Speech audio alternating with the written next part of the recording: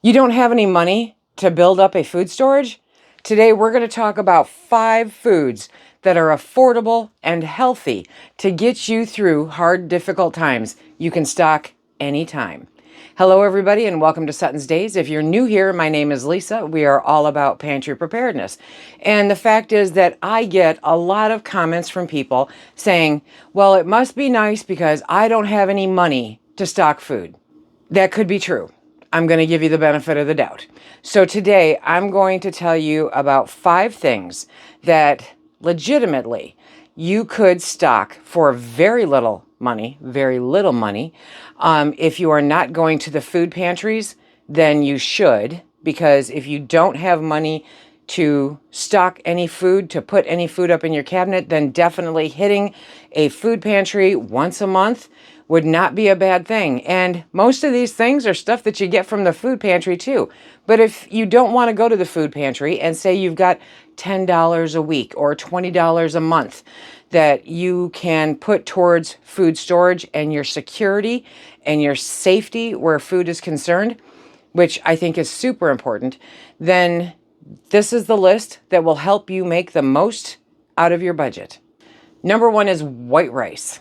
Jasmine rice, basmati rice, white rice, okay? It is very, very inexpensive. You can pick it up, a 1-pound bag. That's a great start if you're starting, okay? It's a great start if you're continuing.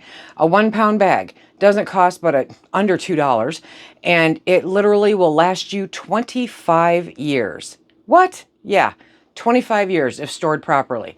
So, white rice is one of those things that you definitely want to keep around.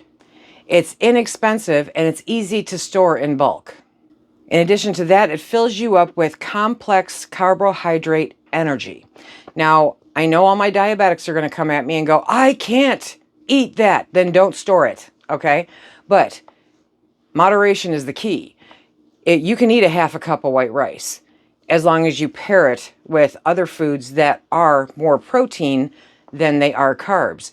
You have to make the change. So that's one way to tackle it. But if you're insistent that you cannot eat white rice, don't store it. Don't buy it. Don't spend your money on it. It's a waste of time.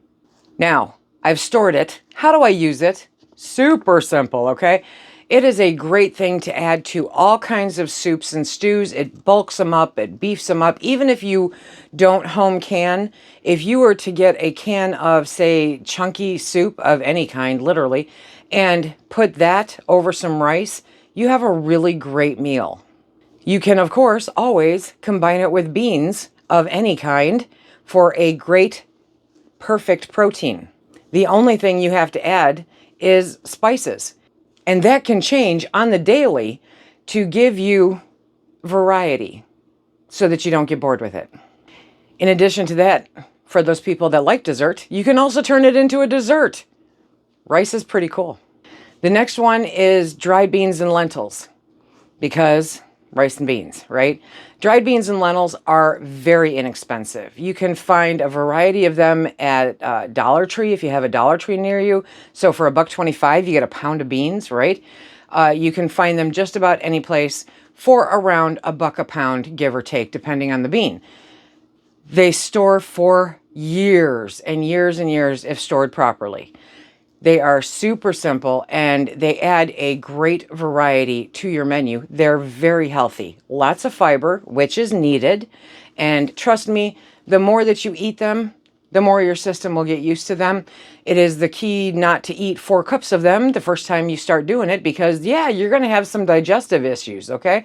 You may not be a whole bunch of fun to hang around, or you might be depending on who you're hanging around. But if you add just a half a cup in and start building it up over time, then they won't impact you as negatively as you think they will. They kind of got a bad reputation. They're high in protein, they're high in fiber, and they're high in iron, which a lot of us need.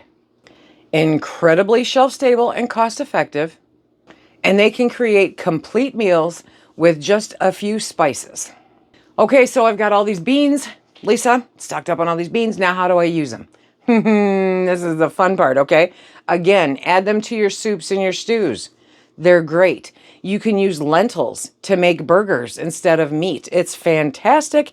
You can mash lentils and turn them into like a sandwich spread. All you have to do is season them to your liking. That may take a little bit of playing around with, but it's absolutely doable, and they're inexpensive enough to warrant the, experiment. If you're a curry eater, curry with lentil is fantastic. Number 3, oats. Oats are so versatile. Again, the diabetics are going to come for me, but oats are very, very versatile and very inexpensive. They are nutrient rich in fiber, iron, protein, and complex carbs.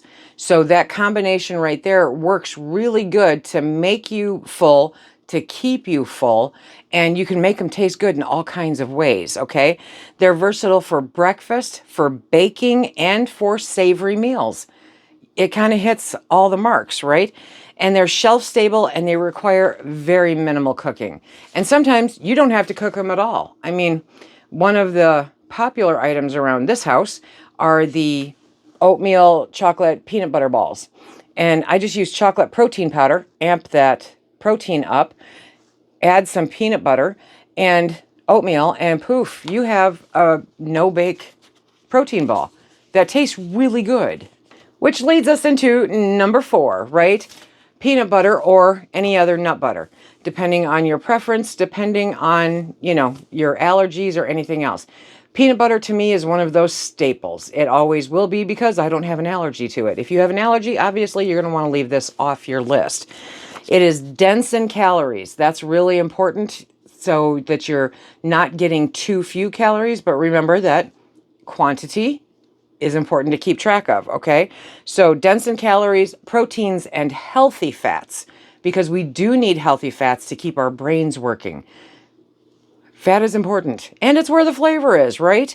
It requires no cooking. Probably the best part about peanut butter. It requires no cooking at all, so it's great for that quick energy, because sometimes you just need something fast, or you just don't have time, or you forgot to eat. Yeah, I forget to eat. And you need something quick to level you out. A spoonful of peanut butter, perfect. It's a comfort food for a lot of people, including myself, that is shelf stable and ready to eat. Does it get any better than that?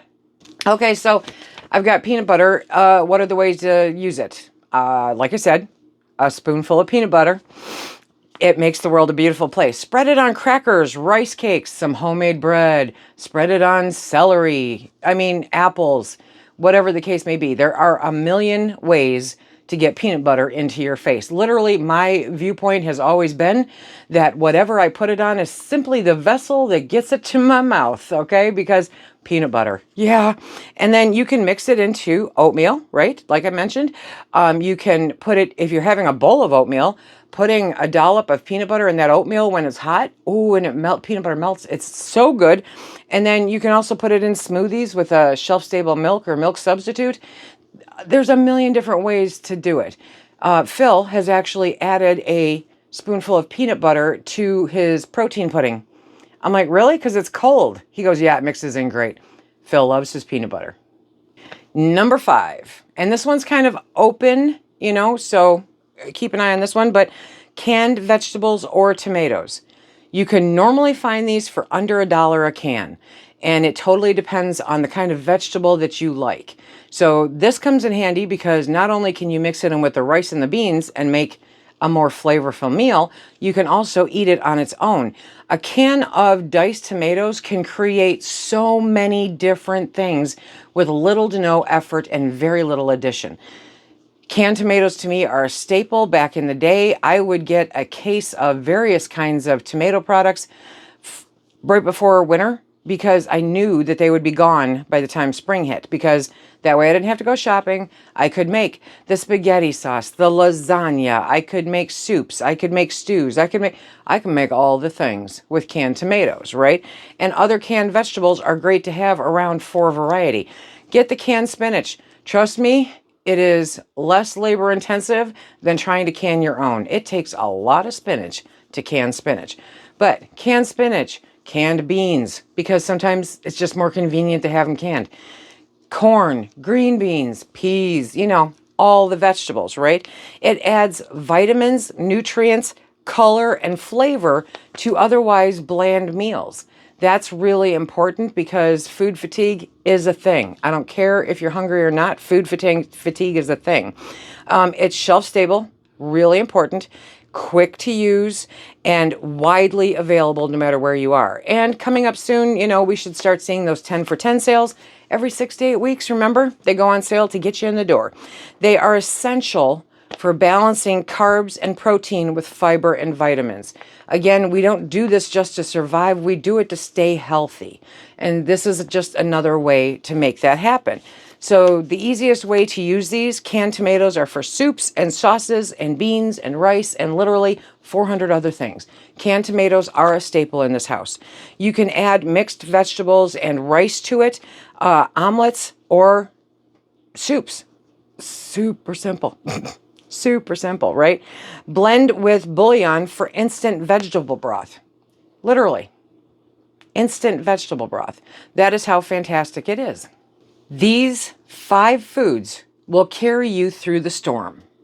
They're affordable, they're nourishing, and endlessly adaptable.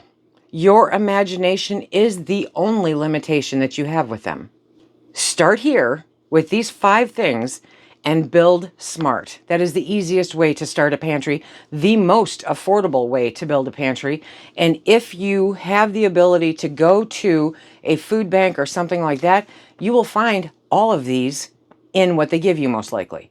So it's a great way to start that pantry if you truly are low on funds. If you're not low on funds, these are still highly recommended as things to stock up on because of their versatility and because of their affordability.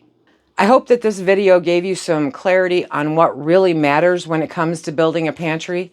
It is not chocolate chips and, all kinds of crazy stuff. These 5 foods will help you ride through any storm sent your way and help you create all kinds of amazing and tasty meals that will keep you going nutritiously, emotionally, and financially. Remember, my friends, be safe, keep stacking it to the rafters.